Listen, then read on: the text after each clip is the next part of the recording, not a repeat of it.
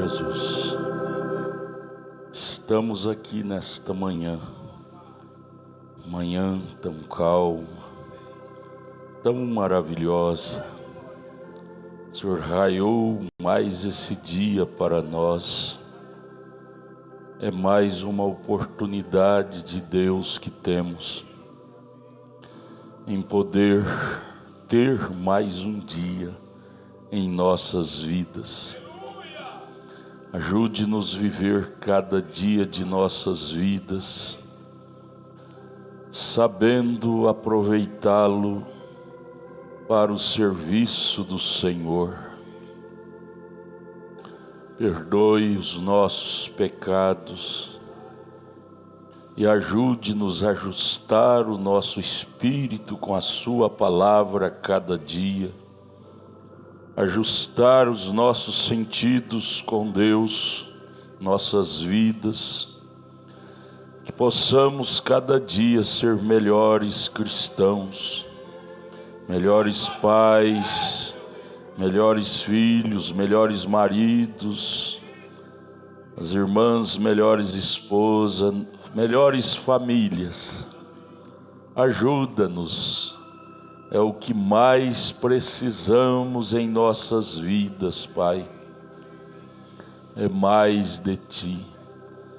É mais do Teu Espírito Santo em nós, morando dentro de nós. Pois sem Ti, ó Deus, seremos meros homens. Nada mais do que meros homens. O Senhor em nós é que faz sentido viver. Ajuda-nos, educa-nos com a educação do Espírito Santo, com a educação do Evangelho, da Tua Palavra. Educa o nosso espírito, as nossas vidas. Humildemente te pedimos com o perdão de nossos pecados, em nome de Jesus Cristo. Amém, amém, amém. O Senhor Jesus continue nos abençoando, irmãos. É maravilhoso estarmos aqui na casa de Deus. É um lugar sagrado. Eu estava ouvindo o irmão Samuel dar essas notas. E isto não é um capricho humano. Isto é para conservar este lugar, um lugar sagrado. Nossos visitantes são muito bem-vindos.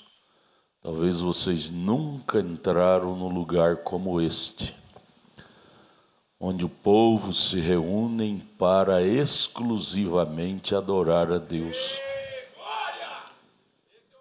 O dia que a igreja perder a noção do que é sagrado, se que se torna uma casa de bagunça.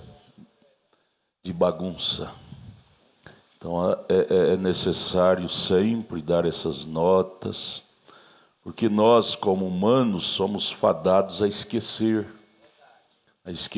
de nossos compromissos, nossos deveres, para manter esse lugar sagrado. É um lugar celestial, onde entram pessoas enfermas e saem curadas. Vêm pessoas com problemas diversos e saem libertadas. Saem libertados.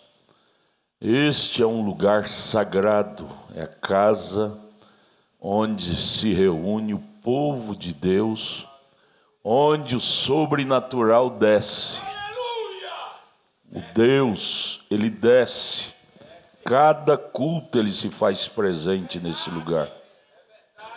Agora cabe a nós manter isto em ordem, em ambiente sagrado, para que Ele tenha livre liberdade de vir aos nossos cultos e nos abençoar.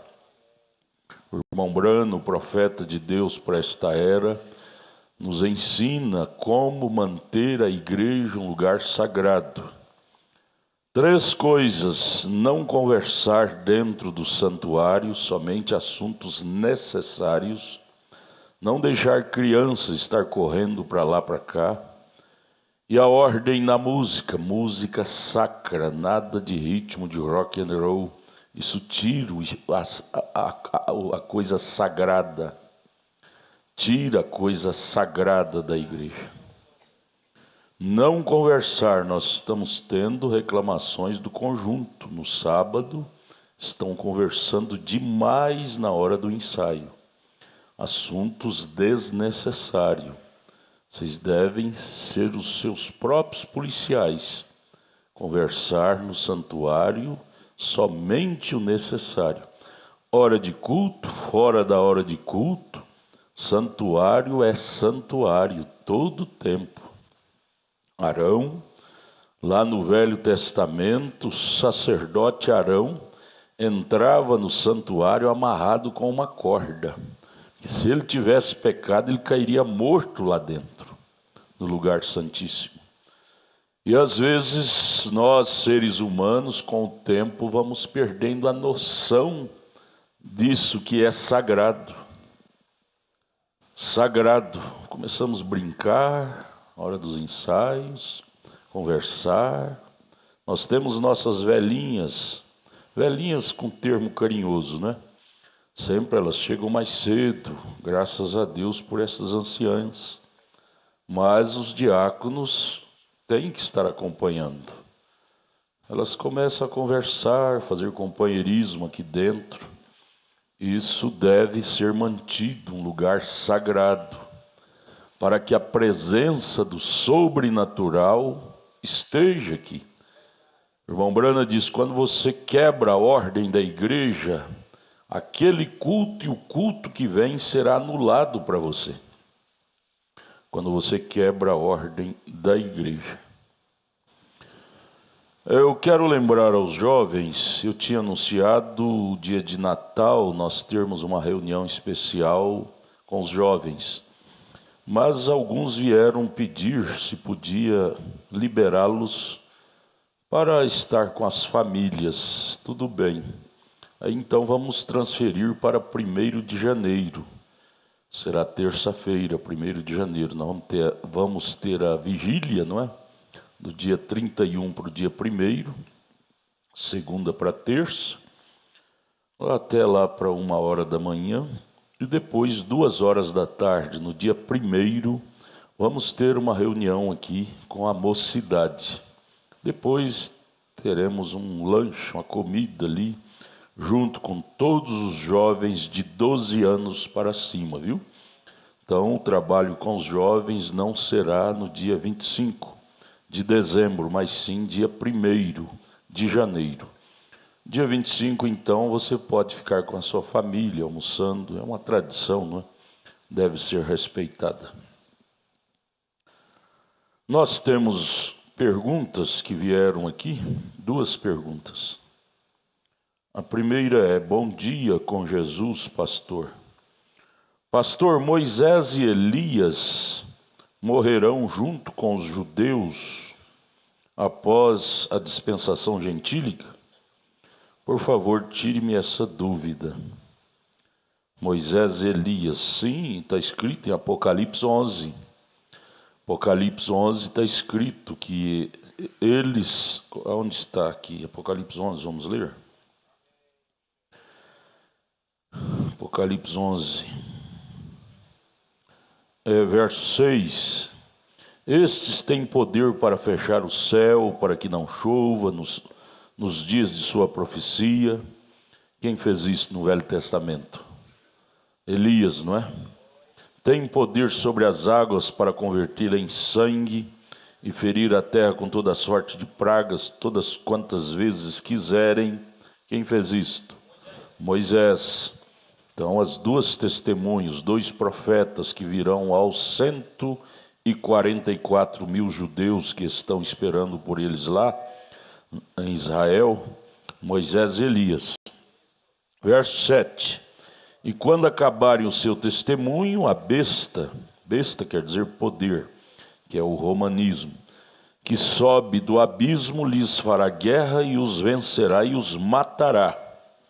E se vos matar, não só os dois, como também aqueles que lhe seguirem, que serão 144.000 judeus, que são os eunucos, restantes dos eunucos que estão esperando por eles lá.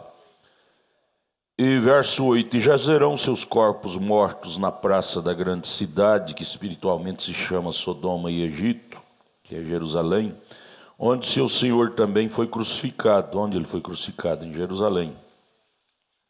E homens de vários povos, tribos e línguas, nações, verão seus corpos mortos por 3 dias e meio. Então os corpos ficaram estendidos lá em Jerusalém, de Moisés e Elias e daqueles que lhes seguem, não é? E não permitirão que seus corpos mortos sejam postos em sepulcros. Será a lei, nós vingamos, que eles farão um destroço terrível lá em Israel. Converterá água em sangue, parará o céu para não chover, por 3 anos e meio. E os que habitam na terra se regozijarão sobre eles e se alegrarão, porque matou, né? O problema foi sanado. 3 dias e meio seus corpos estendidos lá, isso será televisionado para o mundo inteiro. Se você acontecer de você ver isto, diga: o arrebatamento já aconteceu e eu não fui. Não queira você estar aqui para assistir isso. Isso será transmitido em cadeia mundial. Eles verso 10, que habitam na terra, regozijarão sobre eles e se alegrarão, e mandarão presente uns aos outros, porquanto estes 2 profetas tinham, eles vão chamar de tormento, né? Tinham atormentado os que habitam sobre a terra. E depois, verso 11, depois daqueles 3 dias e meio, o Espírito de vida vindo de Deus entrou neles, e puseram-se sobre seus pés, e caiu grande temor sobre os que os viram. E ouviram uma grande voz do céu que lhes dizia: subi cá. E subiram ao céu em uma nuvem, e seus inimigos o viram. Isso é realidade. Esses são os 2 profetas. Agora fala, e os 144.000? Aí você anota aí no rodapé, ao lado dessa colocação de Apocalipse 11, na mensagem das eras, a revelação de Jesus Cristo. Eu estou com esse compêndio aqui da Voz de Deus, não tem parágrafo, mas é a página 28. O irmão Brana cita que eles estarão lá no milênio, 144.000. Veja, agora estes 144 não estão na noiva, não são parte da noiva, são servos. De Apocalipse 14, verso 4. Eles são chamados virgens e seguem o Cordeiro para onde quer que vai. O fato de que eles não têm se contaminado com mulheres mostra que são eunucos. Você sabe que no palácio do rei, quem serve a rainha são homens castrados, eunucos. Os judeus serão eunucos para servir a noiva de Cristo lá no palácio. Mateus 19, 12, que cita isso, são eunucos. Os eunucos eram os guardas das câmaras nupciais. Eles eram servidores. Note que eles não se assentam no trono junto com a noiva, mas estarão diante do trono servindo-a. Eles não estão na noiva, mas veja aqui agora sobre o milênio, mas estarão no glorioso reino milenial servindo-a. Então, os eunucos judeus estarão no milênio. Então, se eles estarão no milênio, eles terão que ser ressuscitados junto com Moisés e Elias para servir a noiva no milênio. Então, essa ressurreição aqui de Apocalipse 11 inclui os 2 profetas Moisés e Elias e os que o seguiram, que são 144 mil judeus, que se levantarão também para servir a noiva no milênio. No milênio. Amém, amém, amém. Eu creio que foi explicado, né? Agora vamos a outra pergunta. Eu gosto, se você tem pergunta, mande para domingo de manhã. Escola dominical é uma escola, não é uma escola, é uma palestra. Esta aqui veio de uma jovem. Pastor, o que o senhor me fala de eu namorar com um rapaz? Ele ainda não está trabalhando, não tem uma profissão, só está estudando. O que o senhor me fala disto? Se me manda pergunta, porque confia na resposta que é de Deus, não é? Você não deve mandar pergunta se você não crer que a resposta é de Deus. Eu escrevi aqui certos tipos de sofrimento que nós podemos evitar deles. Existem certos tipos de sofrimento na nossa vida que nós podemos evitá-los. Por exemplo, este é um deles. A moça namorar com um rapaz que ainda não tem uma profissão, não está trabalhando. É um sofrimento que você vai pegar com a sua própria mão, porque não tem jeito de você namorar sem se apaixonar. E essa tal da paixão judia com a pessoa. É um sofrimento. Não come direito, não estuda direito, vai estudar só pensando nele.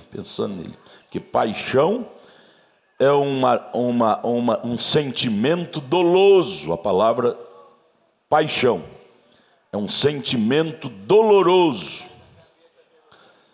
que une todos os seus sentidos em prol daquilo.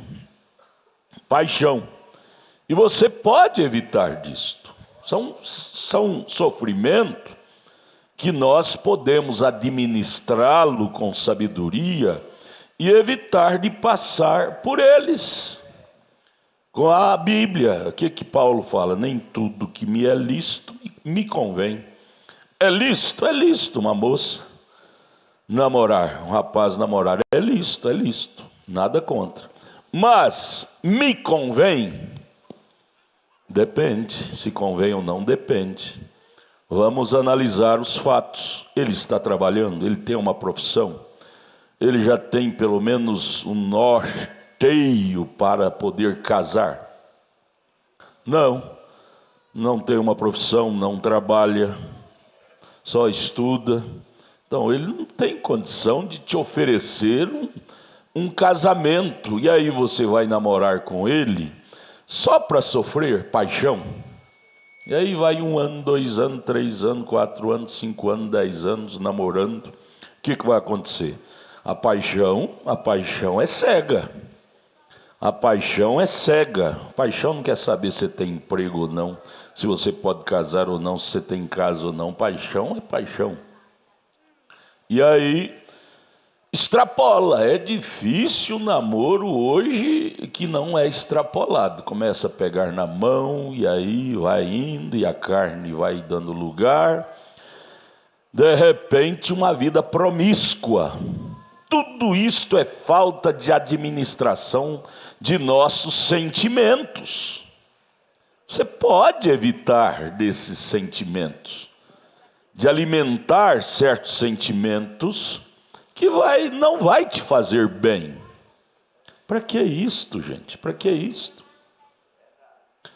Para que isso? Não necessita de estar se expondo. Você deve ser dona de seus sentimentos.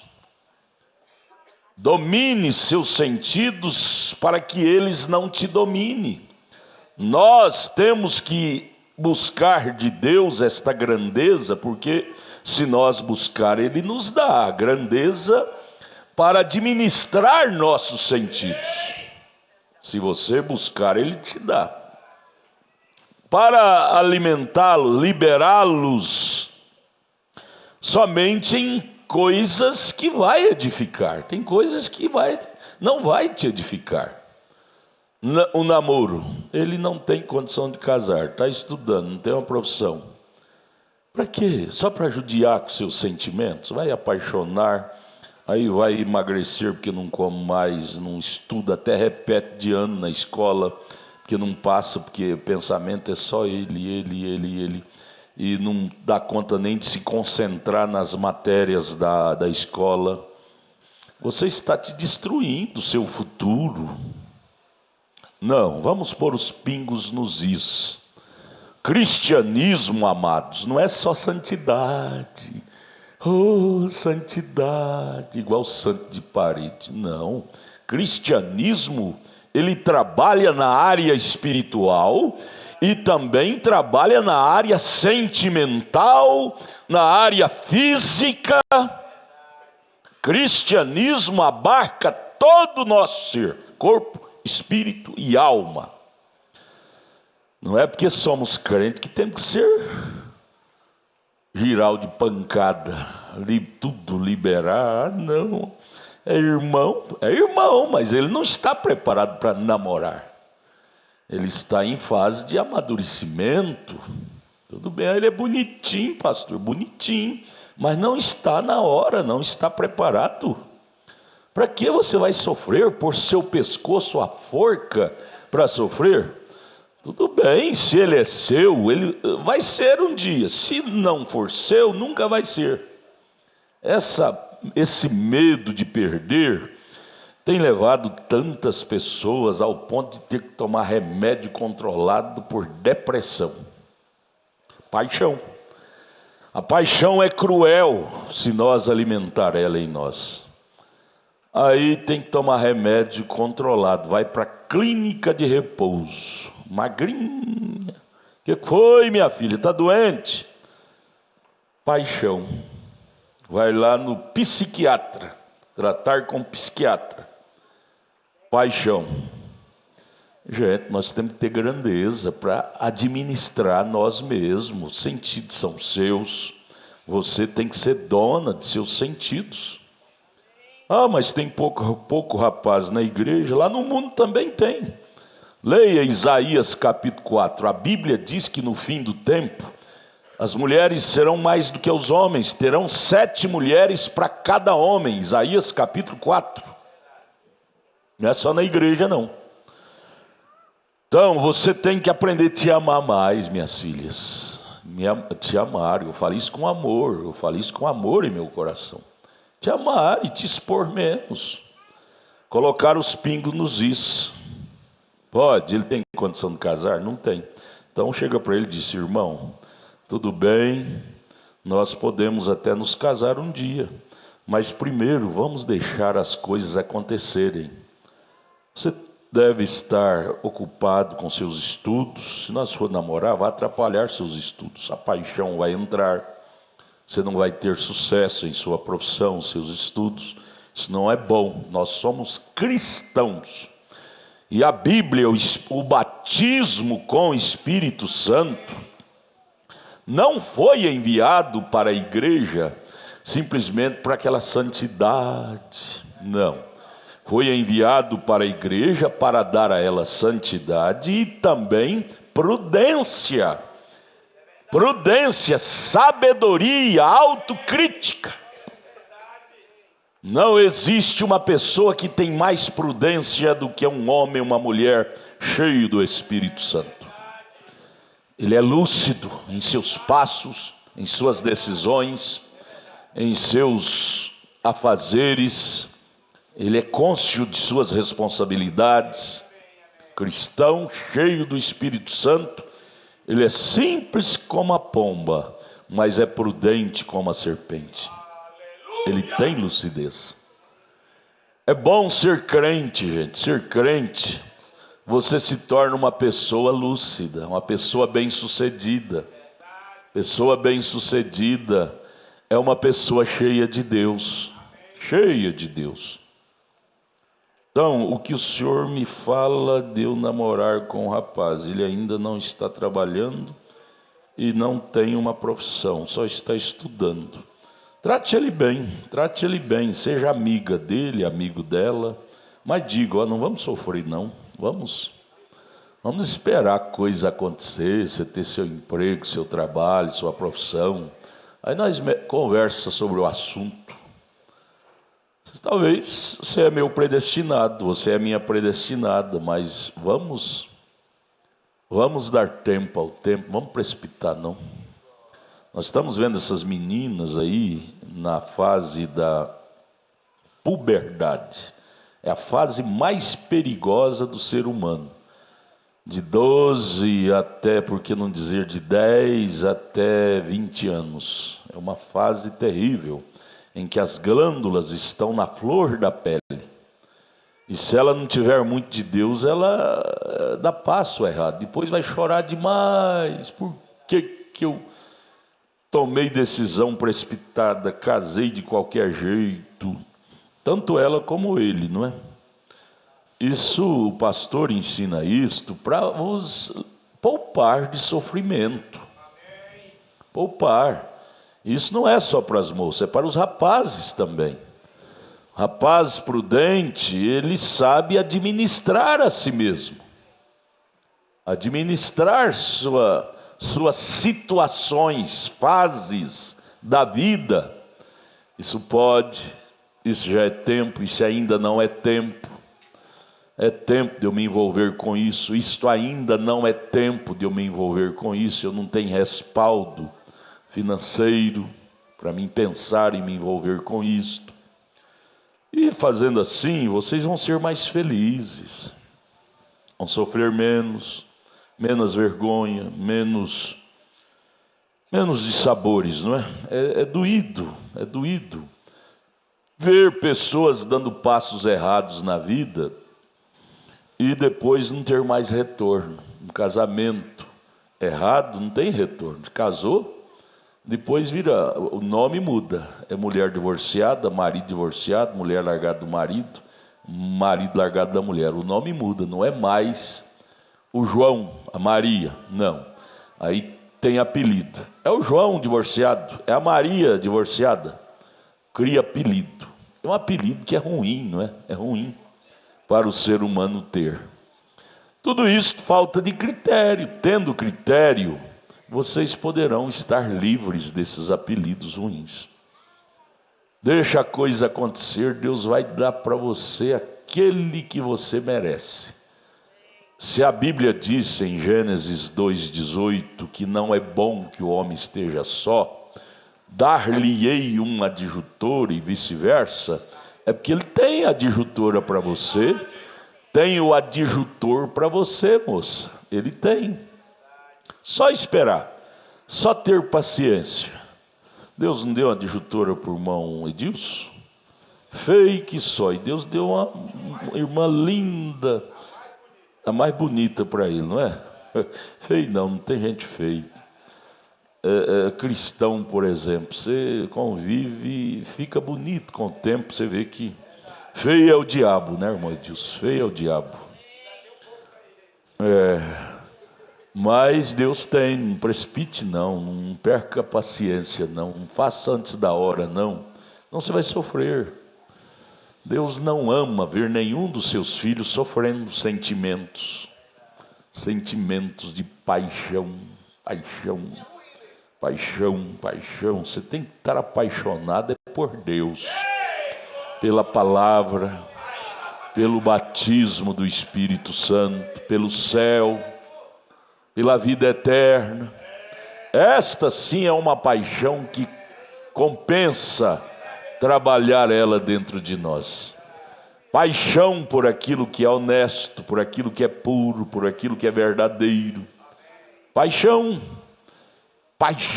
dele é ser um verdadeiro profissional na área tal. Primeira paixão é se tornar um profissional na área tal. Depois ele vai mexer com outras paixões, outras sedes, né? Estamos estudando a mensagem sede. Sabe por que o pastor ensina isto? Porque o pastor vos ama. O pastor quer vos poupar de sofrimento. Eu já fui jovem também e eu sei quanto que isso dói. sofrimento chamado paixão, dói. Eu gostaria de vos evitar dessa dor chamada paixão. Você não precisa de sofrer isto. Amém? Eu creio que foi respondido. Então guarde isto. Há certos tipos de sofrimento que podemos evitá-lo. É só nós sermos maior do que aquilo. Você de dentro, que é a sua alma, é maior do que o você de fora. Você tem sempre que carregar essa consciência. O eu de dentro é maior do que o eu de fora. O eu de dentro é Deus. E eu tendo esse governo de Deus em mim, essa carne que é o eu de fora, tem que estar submissa ao eu de dentro, ao governo de dentro. Não é? Isso é maravilhoso, isso é maravilhoso. Você ter domínio próprio das coisas te fará bem. Feliz, feliz, feliz, feliz, não é? É bom ser feliz. É bom estar de bem com a vida. Estar de bem com a vida. É ruim estar de mal com a vida. Para que essa cara de sofrimento? Não estou bem com a vida. Aí você vai analisar, o culpado é você mesmo. Precipitou, puxou o gatilho antes da hora, tomou decisões precipitadas. Aí fica de mal com a vida. Não. É bom estar de bem com a vida, ainda que comendo arroz com farinha, mas estando de bem com a vida, você é uma pessoa feliz. Feliz, feliz, feliz. Vamos ficar de pé, vamos ler a Bíblia para continuarmos o estudo da mensagem. Salmo 42.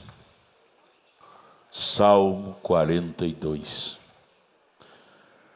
Como o servo brama pelas correntes das águas, assim suspira a minha alma por ti, ó Deus. A minha alma tem sede de Deus, do Deus vivo. Quando entrarei e me apresentarei ante a face de Deus? Quando? Como o servo brama pelas correntes das águas, assim minha alma suspira por Deus. Jesus, ajude-nos a escolher lições práticas da Bíblia. O profeta lia a Bíblia ensinando, tirava da Bíblia para nós lições práticas. Ajuda-nos a escolher lições práticas da Bíblia. Em nome de Jesus Cristo, com o perdão de nossos pecados, te pedimos. Amém. Podeis assentar, irmãos. Amém, amém, amém. Ame isto. Se você amar isto, você vai ser um homem feliz. Sofrer menos decepção. Se você amar isso, você vai ser uma moça feliz, bem-sucedida. Ser dona de si mesma, ser dono de si mesmo, seus sentidos. E o Papai do céu vai ficar feliz de ver você feliz. Quando você levanta de manhã sorrindo, feliz, o Papai do céu chama lá os querubins, os serafins, e sai na sacada da glória e diz: veja lá, meus filhos, querubim, serafim, veja como eles estão felizes, sorrindo um para o outro. Sorria para sua irmã, sorria. Sorria para o seu irmão, sorria. Deus ama ver os filhos dele felizes, sorrindo. Pegue na mão de sua irmã e diga: irmã, parabéns por você estar aqui. Pegue na mão de seu irmão e diga: irmão, parabéns por você estar aqui. Amém. Glória a Jesus. A família, somos uma família. Família unida. Família que trabalha em conjunto com o mesmo objetivo. Objetivo de cristianismo, honestidade, sinceridade, integridade. Isso é valor. Isto é valor. Valor, irmão, não é dinheiro, não é medida com dinheiro. Tanta gente tem dinheiro que não sabe nem a quantia, mas no entanto não tem valor. Vive uma vida sem um pingo de valor. Vida imunda, suja. Valor fala de caráter, de personalidade, de grandeza espiritual, postura espiritual com as coisas do dia a dia. Isto é riqueza. Riqueza, você pode dormir tranquilo à noite, você não mentiu para ninguém, não traiu ninguém, não enganou ninguém. Então você dorme à noite tranquilo, em paz. Com Deus eu deito, com Deus eu durmo. Se Deus me abençoar, terei amanhã um dia feliz de novo. Feliz, feliz, paz, paz, paz. Não tem riqueza maior do que ter paz. Paz consigo mesmo, paz com seu próximo, paz com a Bíblia, com Deus. Isso é de bem com a vida. Isso é estar de bem com a vida. Isto é riqueza. Riqueza é medida pela qualidade de espírito que você constrói em você. Eu preguei ontem lá em Taguatinga sobre isto. Vida eterna tem mais a ver conosco do que com Deus.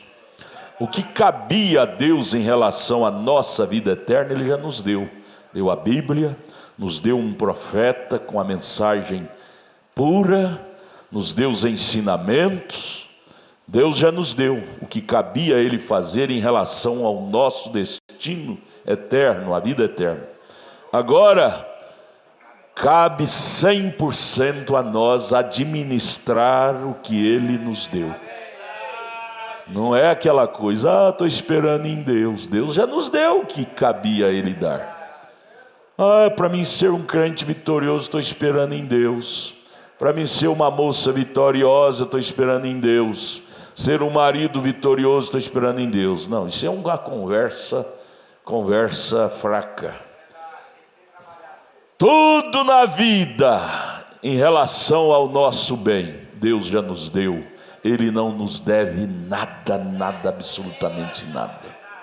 Nos deu a Bíblia, os ensinamentos, de tudo que concerne a vida humana aqui na terra, está aqui na Bíblia, os requisitos, conselhos.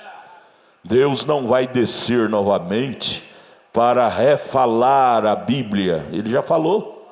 Até uma profecia, o irmão Brando nos ensina, profecia repetindo o que está escrito na Bíblia, o irmão Brando disse, é falsa. Deus não precisa de repetir o que está escrito. Profecia é aquilo que não está escrito. Deus não nos deve nada, nós é que devemos tudo a Ele, tudo. Mas vamos estudar a mensagem, sede, página 9, a partir do parágrafo 55, nós paramos no domingo atrasado, não é? Vamos prosseguir aqui na página 9, parágrafo 55. Agora ele fala sobre o servo brama pelas correntes das águas. Assim minha alma suspira por ti, ó Deus. Fala sobre o servo. E aqui no 55 o irmão Brana disse: agora há uma grande lição aí, nesse Salmo 42, vejam.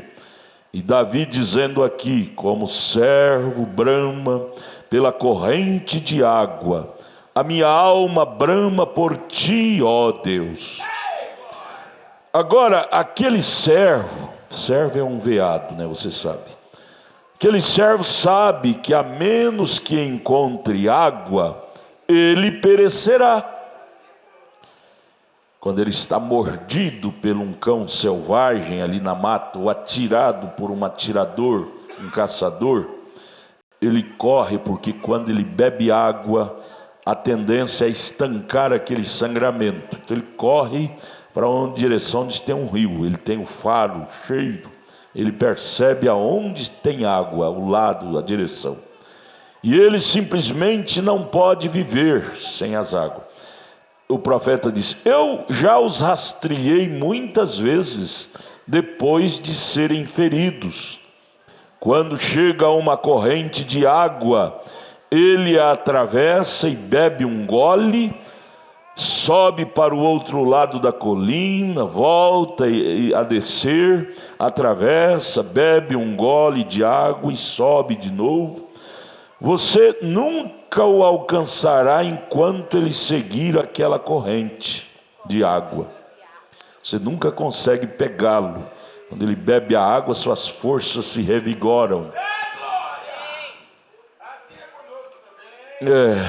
Mas uma vez que deixar a corrente de água, se não puder encontrar outra corrente de água em algum lugar, você o apanhará logo depois. Ele fica fraco, vai o sangramento daquele tiro, daquela mordida do animal, vai sangrando, ele morre logo em seguida, se ele não encontrar água.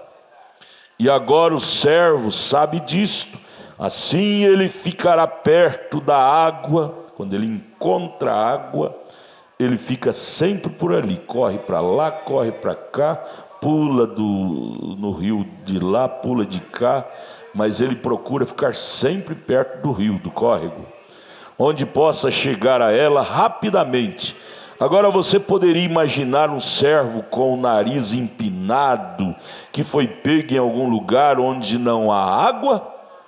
Ele diz: como o servo tem sede ou brama, é uma sede pelas correntes de água, minha alma tem sede de ti, ó Deus.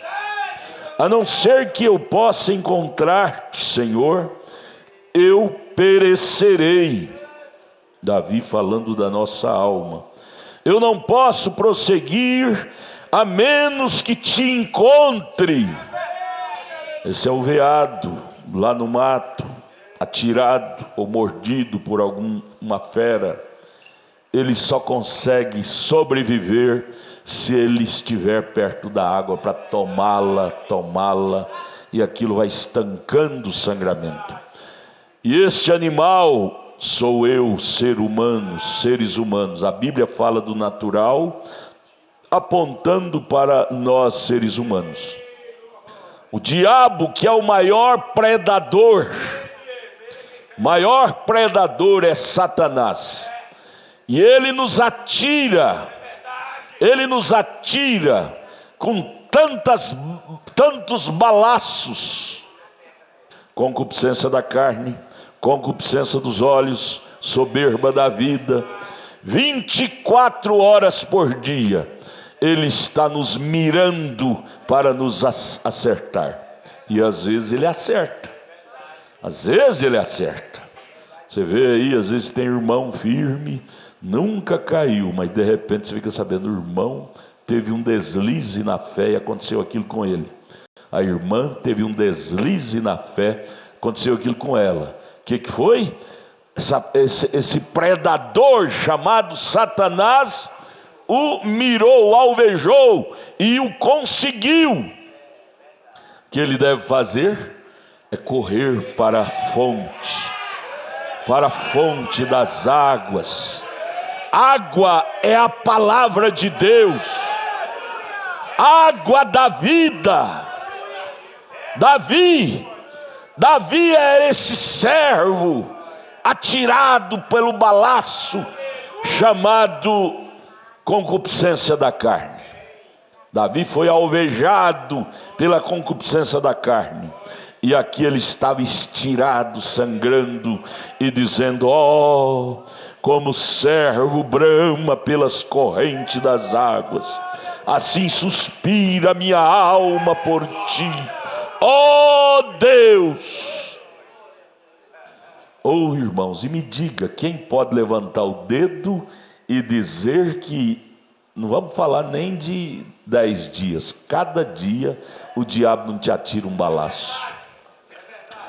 Enquanto estamos nessa dimensão humana, estamos vulneráveis a esses balaços do inimigo. Nenhum de nós podemos dar ao luxo de dizer que o diabo não nos acerta balaços durante a nossa caminhada. Acerta, ele nos pega em nossos descuidos e às vezes nos acerta.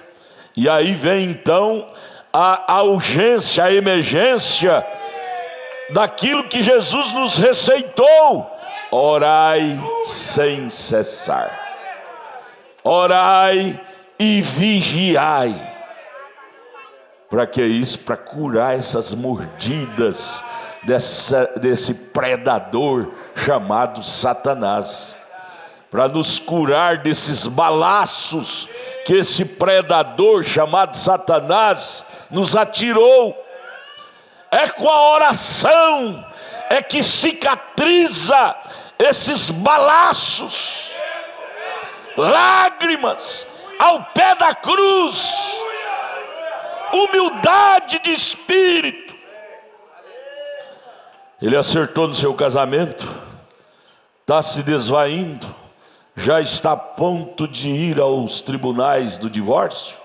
Se é um balaço que o diabo acertou em seu casamento, venha para as fontes das águas da vida, e esse casamento será reconstruído pela força do amor divino, da compreensão, da oração, do diálogo, da humildade, da sabedoria. Fora dessas fontes da água da vida, não há lar que se sustente, não há vida que se sustente. Sem Deus, ninguém dá conta de nada. Por causa disto, a sociedade brasileira está toda desmoronada. Falta de Deus, falta desta corrente da água da vida. Contato, você viu o irmão Brana contando? Quando o cervo, o veado lá no mato é atirado, ele corre e não sai de frente das águas. Pula para lá, pula para cá, mas fica sempre ali perto das águas. Se há um tempo, igreja, que nós como seres humanos precisamos estar pertinho de Deus, 24 horas por dia, é hoje. Esse predador chamado Satanás, se ele te pegar fora de Cristo, ele te metralha, te estraçalha, te mata. E não tem ninguém bom para falar: eu dou conta de sobreviver sem Deus. Da maneira carnal, todo morto e pensa que está vivo, né? Mas vamos estudar, estamos estudando a mensagem sede pregada pelo profeta de Deus. Agora é o parágrafo, estamos no 57, é isso? Ele dizendo: sem o Senhor eu perecerei. É a terceira, última linha. E eu não posso prosseguir a menos que te encontre. Essa deve ser uma oração da nossa alma. Senhor, eu não posso prosseguir a menos que eu te encontre. Você lembra de Jacó? Jacó no vale de Jaboque chegou a essa conclusão, e ali diz a Bíblia que ele lutou com Deus a noite toda, e a frase que ele usava para Deus era esta: Senhor, eu não te deixarei enquanto tu não me mudares. É isso que resolve nosso problema. Solução do nosso problema não é lá na delegacia: eu vou registrar um BO, tive esse problema com fulano, vou registrar uma ocorrência, vou denunciá-lo. Não vai resolver. Estamos vendo aí no cenário, as mulheres denunciam o marido e o juiz diz: é 500 metros, ele não pode aproximar dela. Quem dá conta de segurar alguém? Eles vêm na surdina da noite, mata ela e some, não deixa nem endereço. Papel não protege ninguém, gente. O que protege é Deus, é o Espírito Santo, é o anjo do Senhor. Então ele diz: Senhor, sem ti eu perecerei. Eu não posso prosseguir a menos que te encontre. E quando um homem ou mulher, rapaz ou moça, sente esse tipo de sede de Deus, ele vai encontrar alguma coisa. Estão vendo? Se há um fundo que clama, há um fundo para responder.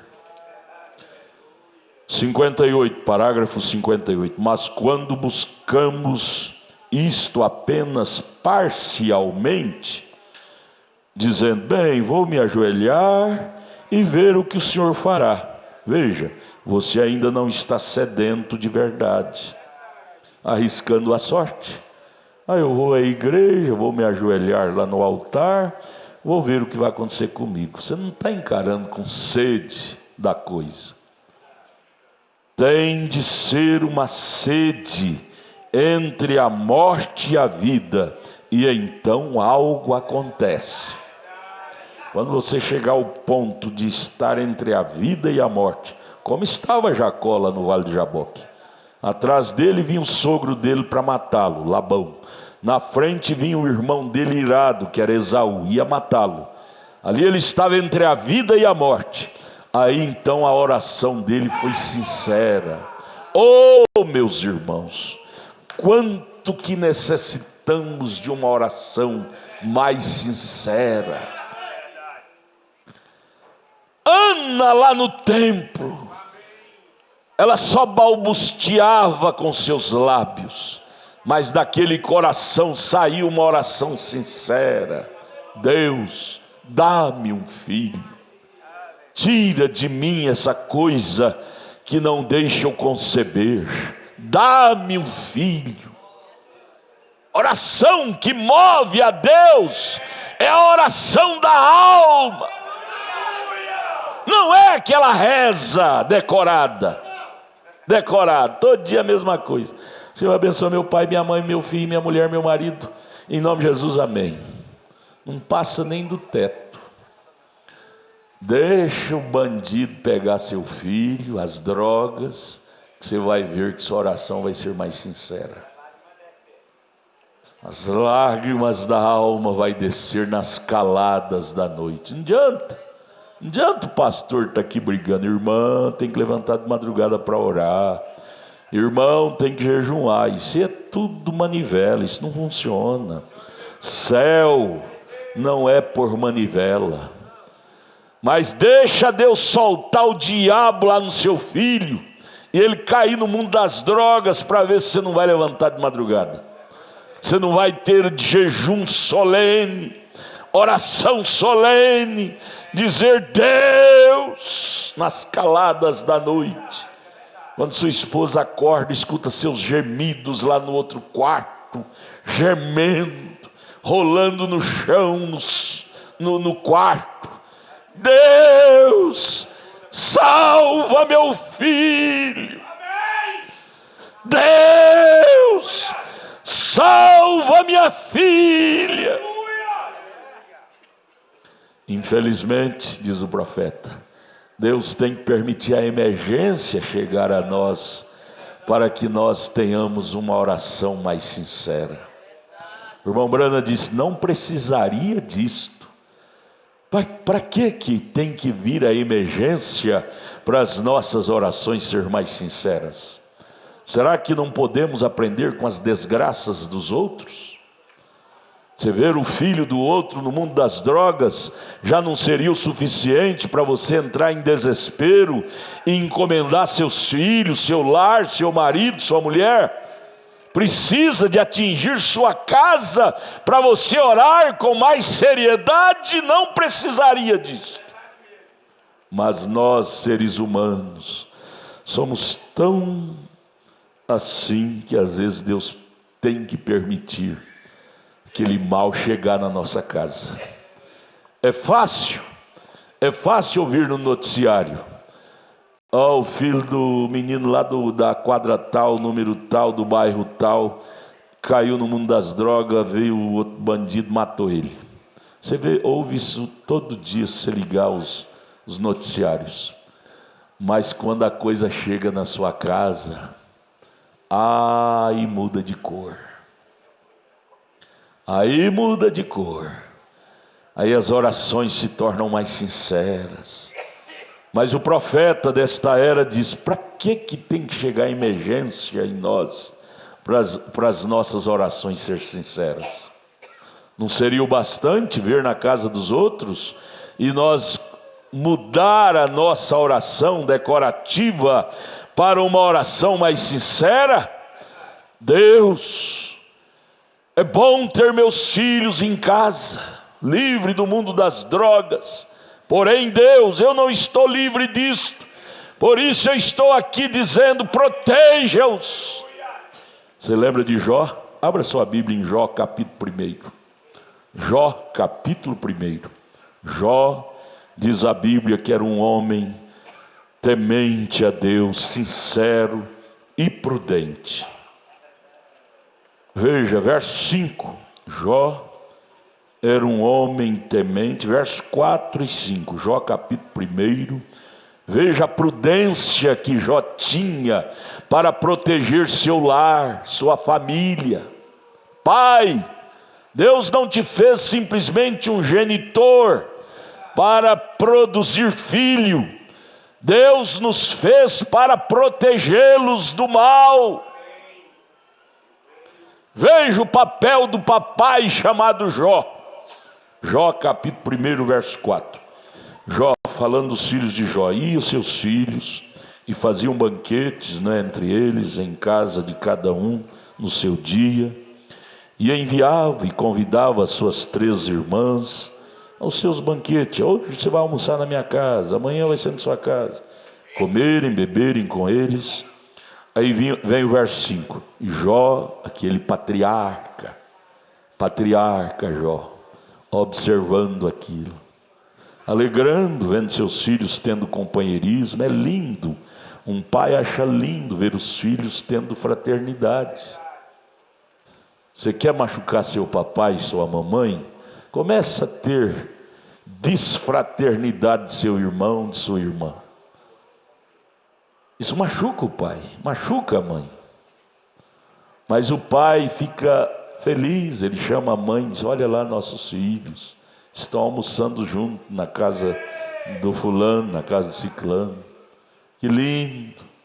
Papai do céu também ama ver nós juntos. E aí o que acontecia no final da tarde? Verso 5.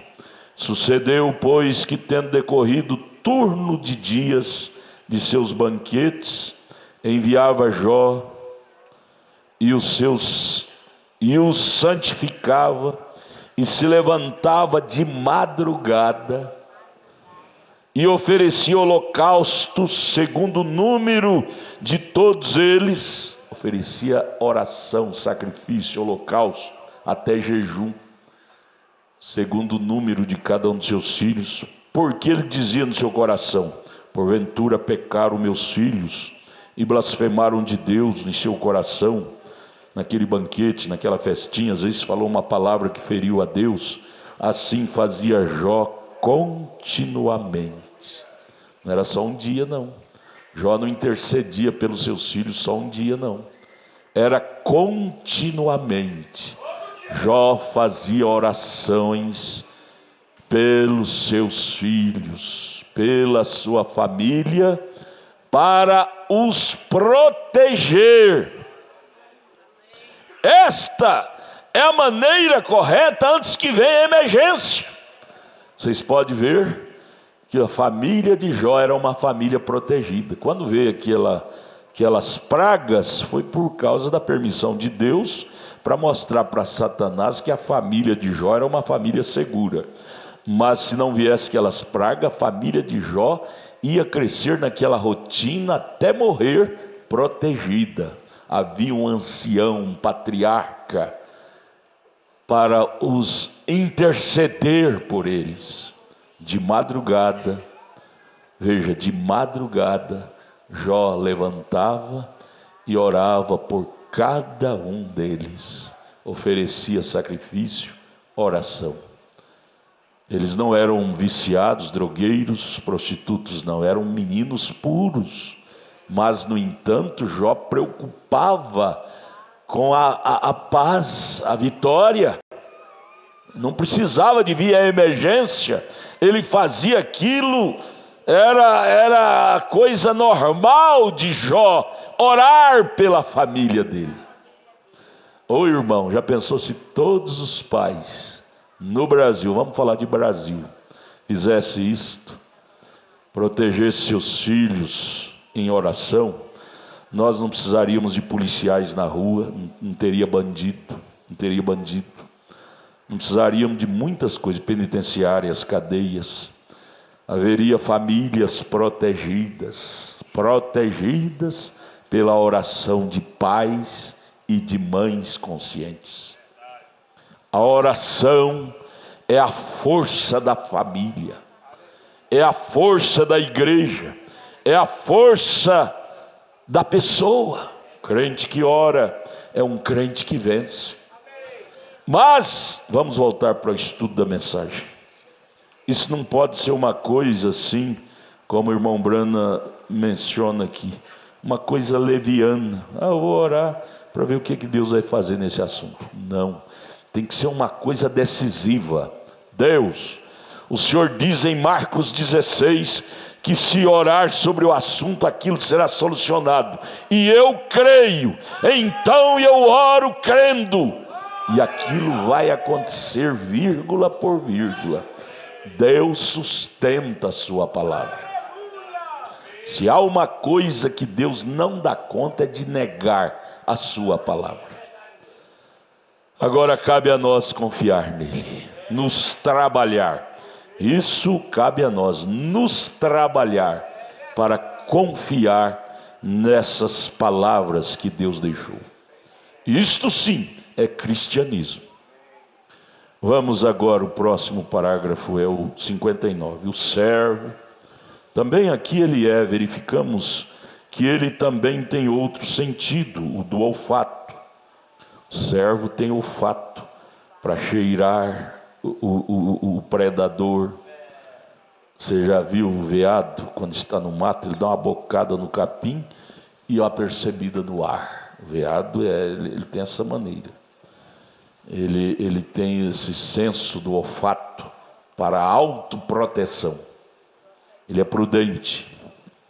Veja, ele tem o sentido do olfato, que dispara um alarme nele quando o seu inimigo está perto. Aquele mau cheiro do inimigo, do predador, da onça, do tigre, ou mesmo do homem que está ali procurando as espreitas. Ele sente o cheiro e dá um esturro e sai correndo. Isto é o alarme, é o apito. O que foi? Inimigo por perto. Ele sai correndo. Ô irmão, você sabe que esse alarme chama-se Espírito Santo de Deus? O Espírito Santo de Deus em nós, ele denuncia o diabo. Ele denuncia o mal quando aproxima de nós. Marido, homens, por exemplo, homens, você só peca, quando eu falo você, eu sou o primeiro da fila. Nós homens pecamos por não ouvir o apito. Quando você começa com aquela amizadinha lambancenta com aquela mulher, ou vice-versa, o apito do Espírito Santo soa.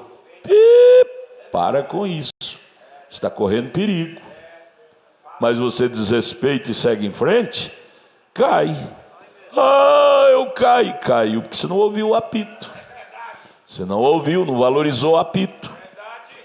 O Espírito Santo apita a nossa consciência, nos anima no que é correto e nos desanima no que é incorreto. Ele é o sonido da alma, que nos previne de males. Lá está um veado, servo, lá no mato. Ele é dotado, essa pequena criatura, é um sentido para se proteger. É o sentido do olfato, o cheiro. Ele tem um pequeno alarme nele, certa coisa que ele sente coceira no nariz quando o inimigo está perto. O olfato dá uma coceira e ele levanta e percebe o cheiro do inimigo. O Espírito Santo, ele nos dá esse sentido da percepção. Nós poderíamos chamar isso de discernimento. Porque as pessoas pensam que religião é santidade, aquela coisa, imagem de parede. Não é assim, não. Batismo com o Espírito Santo. Ser cristão é ser uma pessoa que tem discernimento das coisas, que tem lucidez das coisas, sabe onde entrar, sabe onde não deve entrar, sabe em que se pode se associar, onde não se deve associar. Isso são derivados do Espírito de Deus em nós. Isto sim é evangelho.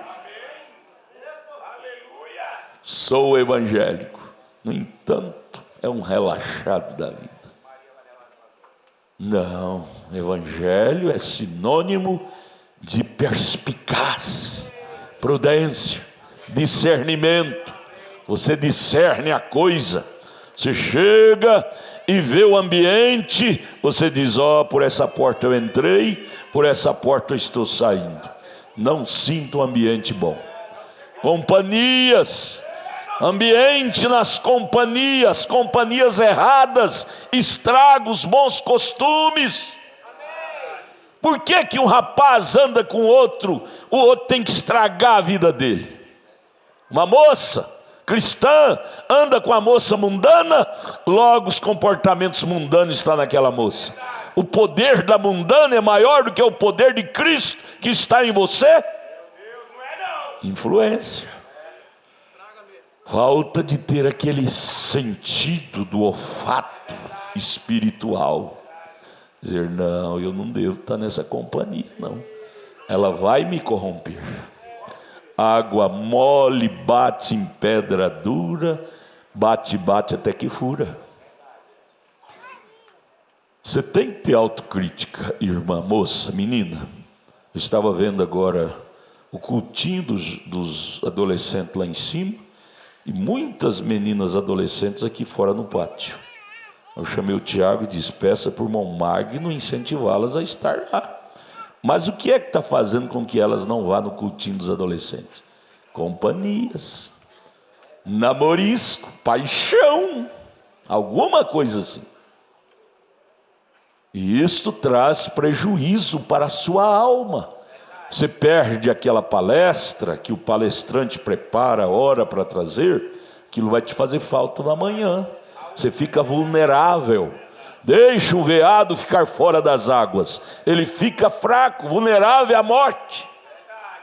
Fora de Cristo, amados, estamos vulneráveis. Devemos amar a nossa autodefesa, autoproteção. E essa autoproteção é Cristo. Cristo. Cristo é que nos protege de ser uns futuros drogueiros, drogados, homossexuais e lésbicas. Esses males estão aí na terra, mas você pode caminhar entre tudo isto e isso não te afetar, porque você tem autoproteção. Você anda com Deus, você tem companhia com Deus, e esses espíritos não te afetará. Tudo depende de como você te administra.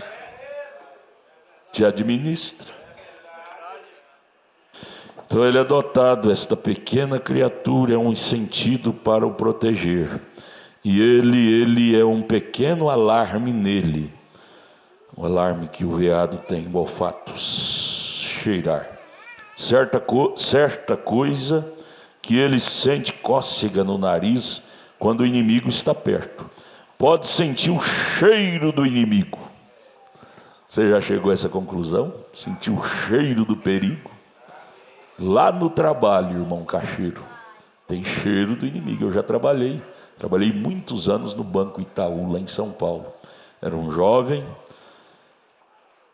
Eu não era feio. Fiquei feio depois que casei, que minha esposa me deu comida demais e engordei, né? Mas dizem que eu era simpático. Ela chegava para mim e dizer: eu pago um motel para nós passar essa noite.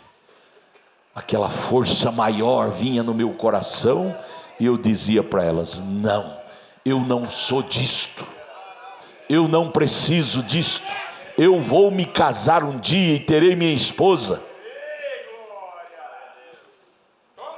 Você não precisa de experiências precoces, antes do tempo. Existe tempo. Salomão, Eclesiastes capítulo 1: há tempo para todas as coisas debaixo do sol. Tempo de nascer, tempo de crescer, tempo. Tudo que é precoce não é bom. Você pode sentir cheiro do inimigo lá no trabalho, na escola, principalmente nessas faculdades à noite, colégios à noite.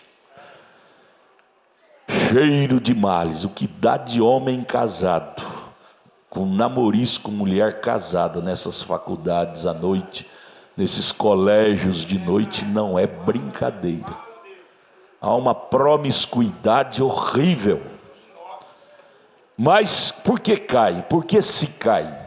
Porque não tem esse olfato, esse cheiro espiritual para sair daquelas rodinhas. Salmo capítulo 1: bem-aventurado o homem que não se assenta na roda dos escarnecedores, na roda de espíritos.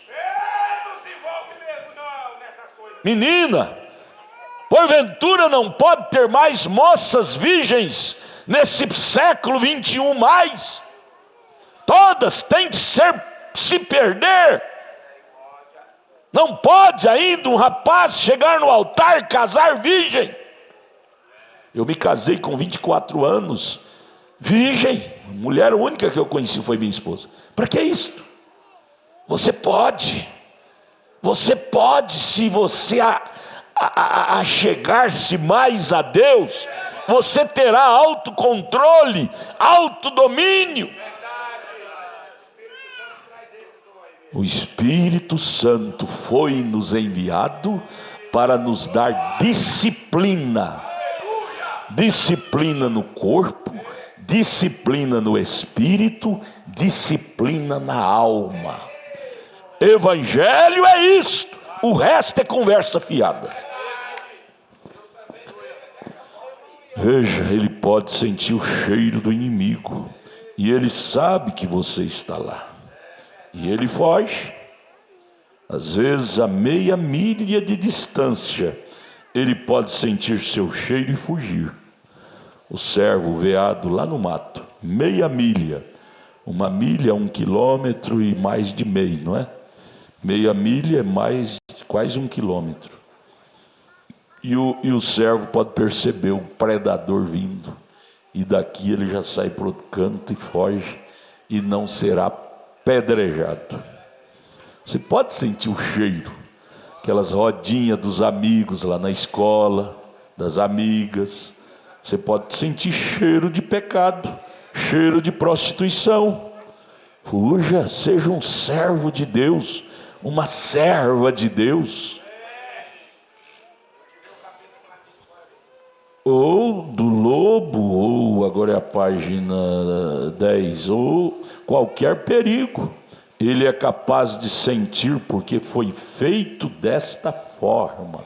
Ou belisque, irmão que está dormindo ao seu lado, você foi feito para ter percepção das coisas. Você não foi feito para ser uma barata tonta. Tudo que vem você engole. Existe um passarinho lá no mato chamado urutau. Já ouviu falar do urutau? Ele fica com a bocarra aberta, o bico aberto. É um passarinho grandão. Ele senta lá em cima da copa da árvore e ele abre o bico, e à noite vem besouro, vem esses parasitas, e entra tudo na boca dele, vai só engolindo. Nós não somos um urutau da vida, não. Vamos engolindo tudo que o diabo joga. Deus te fez uma pessoa de perspicácia. Aleluia! Ele é capaz de sentir porque foi feito desta forma. Fazer diferente, você está traindo sua forma. Ele é um servo por natureza. E esse sentido nele é apenas um dos sentidos que Deus lhe deu para viver através deles. Sentido do discernimento das coisas, discernimento de espírito. Nós temos isso lá em Coríntios capítulo 12. Primeiro aos Coríntios capítulo 12, você vai ler lá, Paulo fala dos 9 dons espirituais. E lá do terminar ali ele diz: buscai os melhores dons. E eu te perguntaria, qual seria o melhor dom para nós buscarmos hoje? É de língua estranha? Língua estranha, você se alegra aqui, sai ali fora, o diabo te pega bem ali. Profecia é o melhor dom? Também não é não. Você usa a profecia para ajudar outros, e você? Não é ajudado. O melhor dom, eu destacaria esse, o dom do discernimento. Para você saber onde estar, onde não estar, em que se associar, em que não se associar. Entre os 9 dons do Espírito Santo, de 1 aos Coríntios 12, está o dom do discernimento. Há pessoas que quando acorda já está lá no buraco, porque não teve a perspicácia para saber dar cada passo, com prudência, com discernimento.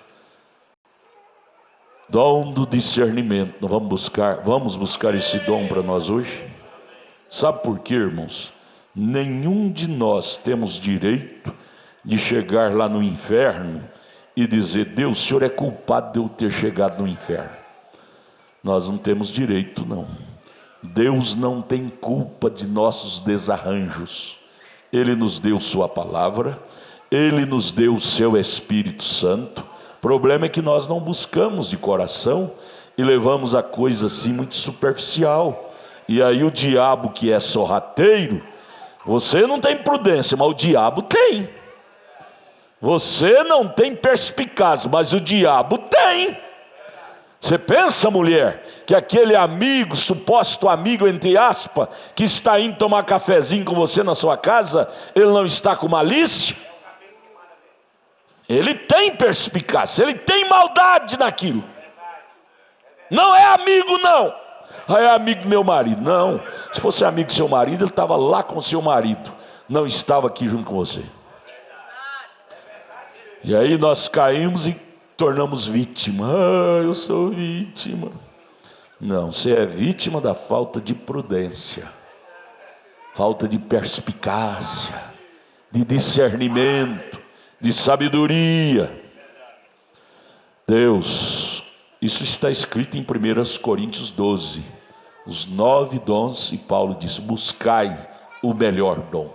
E o melhor dom para nós hoje é o dom do discernimento, para discernir ambientes, espírito, companhia, amizade, e agarrar com aquilo que é melhor. Entre os males existe o menor mal para você se associar, se é que não pode ficar fora de nenhum, não é? Mas vamos ficar de pé, vamos orar. Hoje, 5 horas da tarde, teremos a Santa Ceia do Senhor. Vamos orar, irmão Samuel.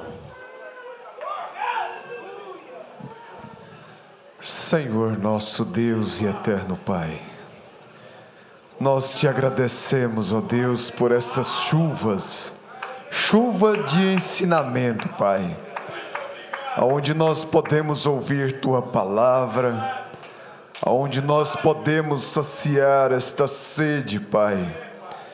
A nossa alma se sente bem, ó Deus, estando na Tua casa, se alimentando, ó Pai, do maná que o Senhor tem derramado, que o Senhor tem deixado, ó Pai, cair no nosso meio, Senhor. Nesta hora nós dizemos a Ti, Senhor, graças te damos, Senhor. É tão bom, Pai, podermos ouvir estas palavras. Isso estrutura as nossas almas, as nossas vidas, Senhor, as nossas famílias, Pai. Ó Deus, criar nossos filhos ouvindo isto, Pai. Eles podem até, ó Deus, sair deste caminho, mas eles não vão esquecer isto, Senhor. Ó Deus, obrigado, Senhor, por este tempo.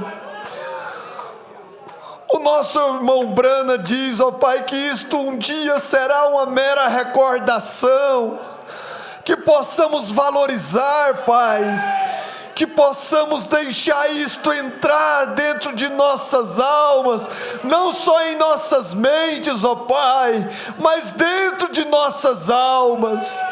Continue abençoando o nosso pastor, esta igreja, Senhor, este ministério, dando saúde a ele, a todos nós, Pai, pois assim nós te pedimos, no nome do Senhor Jesus Cristo, e nós te agradecemos. Amém, Jesus, amém.